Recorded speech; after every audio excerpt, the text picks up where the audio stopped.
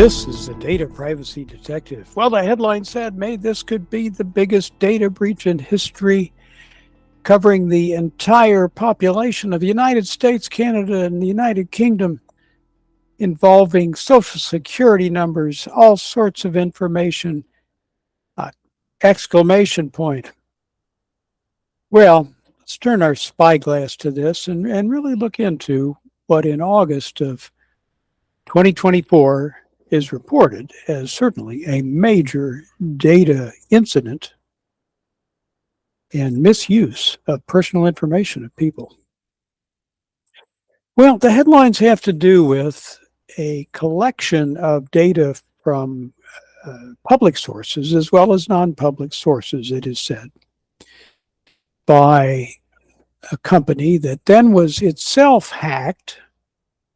And then it took some time, a few months, but eventually one kind of a data broker, you might call it, ended up posting this huge collection of what turned out to be 2.9 billion rows of records,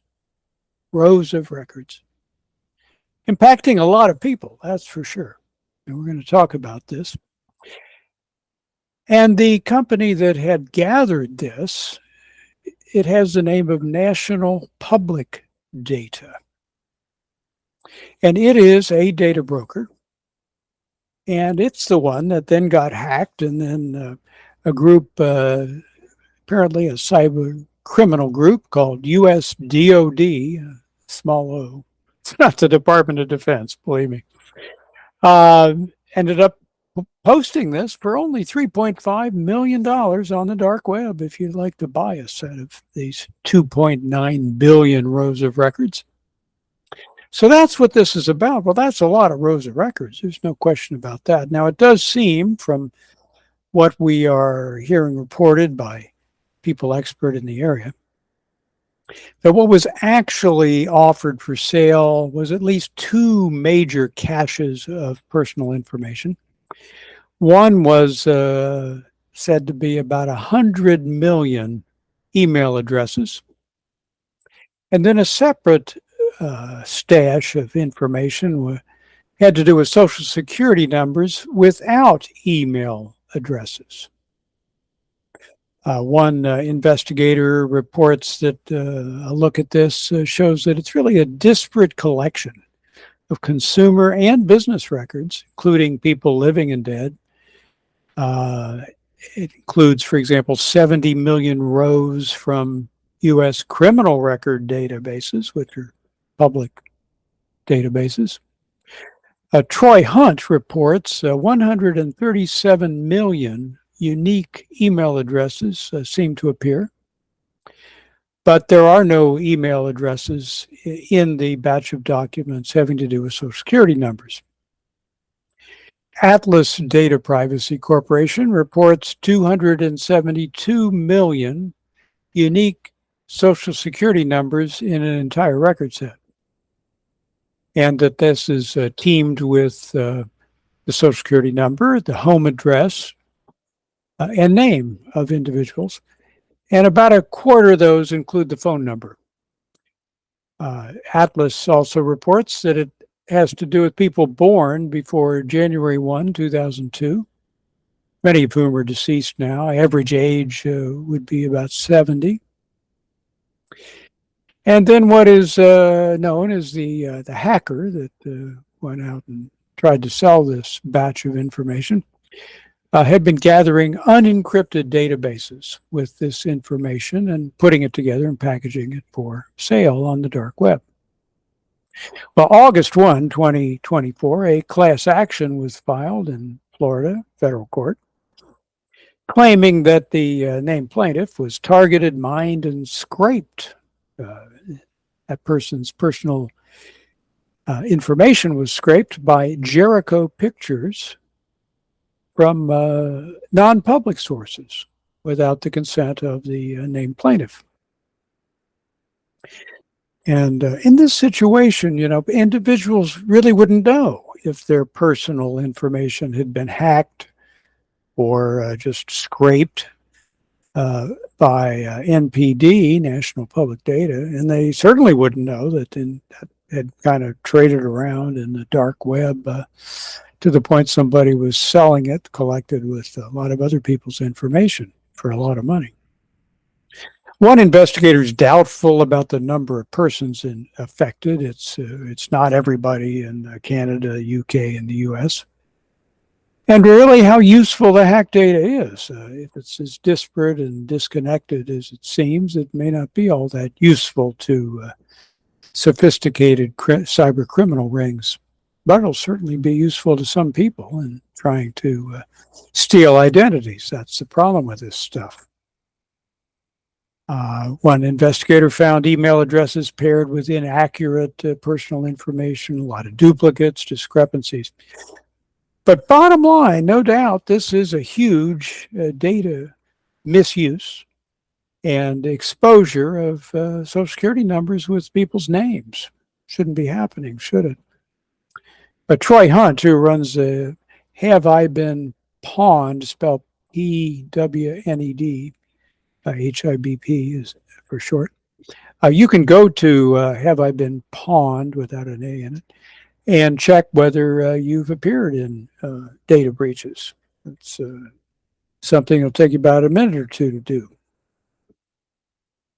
Well, as I said, if Social Security numbers and names are paired and sold and now available, that raises the risk of identity theft to people because the bad people will open new accounts with your name and details and try to, in essence, steal your identity and use it with you maybe ending up as a victim. Well, where did National Public Data get its data?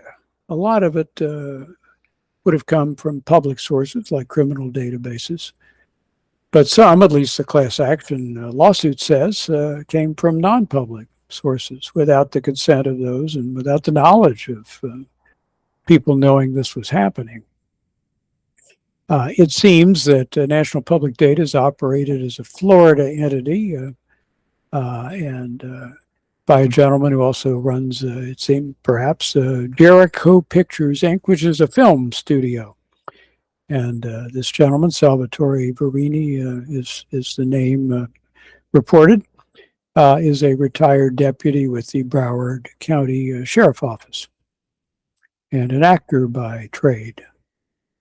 And one of the businesses that's now defunct, Mr. Verini once ran, says that it gets consumer data for a variety of sources, including birth and marriage and death records, voting roles, professional licenses, criminal records. Now, this augments the question of public records. There are a lot of public records collected by governments that basically are not subject to privacy at all. And you put this information together with other things, and this increases the risk of misuse of personal information. One commentator said, you have to think about this sort of like an oil tanker holding a vast amount of oil, data broker holding a vast amount of data, and then there's a leak. Well, that's a problem, isn't it? It certainly is for Shores, and it certainly is for all of us in the world of online data. Well, what can we do about it? Let's turn to that. The reality is, I think you should be doing what you ought to be doing anyway. You can always check to see what data breaches you've been subject to and then take action accordingly. If you show up, I suggested one website where you can do that. You can get a free check done by a pen tester, pentester.com, to see if you're a victim of a data breach. Most of the advice is, freeze your credit. Freeze credit reporting by the big three credit agencies. And you certainly ought to check. And you can check free of charge once a week. It used to be once a year, but it's once a week now. You can get a free credit report at www.annualcreditreport.com. Now, warning, you've got to put your Social Security number in there in order to get the credit report. How about that? Maybe that'll get hacked. But this is a reliable source you can make to connect with the three credit agencies and ask for your free credit report, and you'll get it. It won't take you more than a couple minutes. You can get all three at one time or space them out once a week. It's up to you. And you can check then if there are erroneous things. You can check who's looking at your credit report, and you can freeze it, meaning nobody can just go get your report until you open it. So if you're buying a new car or getting a mortgage or something, you can open it for the purpose of that and then freeze it afterwards. And this more and more people are doing. Now, you'll read about locking credit, and sometimes there are efforts by the big three, that's Equifax, Experian, and TransUnion, to charge you to lock. Locking and freezing from a technical point of view is really the same thing. Freezing is something that they do not charge for, and you shouldn't have to pay extra fees to so-called lock your credit. You certainly should be checking your bank and credit statements, credit card statements regularly, of course, and use multi-factor authentication for anyone that's possible that involves your money, your treasure. You can go to the Federal Trade Commission's identitytheft.government site, and you can file a form there to get a personal recovery plan if you've been part of a data breach. That'll cost you nothing except some time.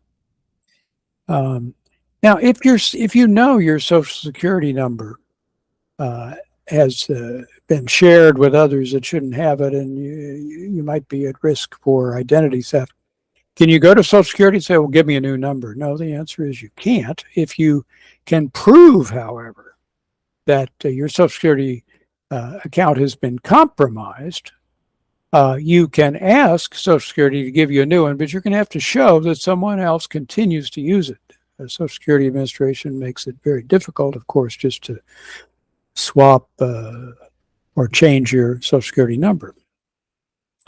Now, one tip is don't carry your Social Security card around. Remember, it's not an identity card the way a passport is, or in the United States, a driver's license is. It is really an authentication card, but it's something you should keep as private as you can. Don't frame it and put it on your wall. Put it safely away somewhere, but don't put it in your wallet or your purse. And if you're afraid cyber crime might break into your accounts, you should be using, of course, strong passwords, or you'd be using a password manager and passkeys, multi-factor authentication, as I mentioned. Now, one tip for Americans living abroad, some say, hey, I have trouble getting credit reports free and all the rest of these things because I don't have a U.S. address. Well, you can use a VPN that has a U.S.-based email address, and you shouldn't have any trouble doing that. Now, one final observation. I think it's time for Congress to understand and do something about the fact that a Social Security number is not a great measure of authentication or authorization. You can look to the country of Estonia for how to create an identity number that isn't connected with something as precious as your Social Security account and access to retirement benefits when you get older. We need to think through more carefully that, and we need to think through also what a public record really is. Does everyone need access to every public record? Perhaps not. Does someone have a right to revise a public record that's inaccurate? Should some public records be deleted over time? Think of the harm done to returning citizens and carrying forward maybe for a lifetime the stupid thing they did at age 17. These are all privacy matters that are of great importance to the United States population and that of the world. These things really ought to be thought about carefully, and Social Security numbers shouldn't be an easy way in to the theft of identities and treasure of people. There are better ways to organize these things. Well, as always, I'll close by reminding us all, protecting your personal privacy begins with you.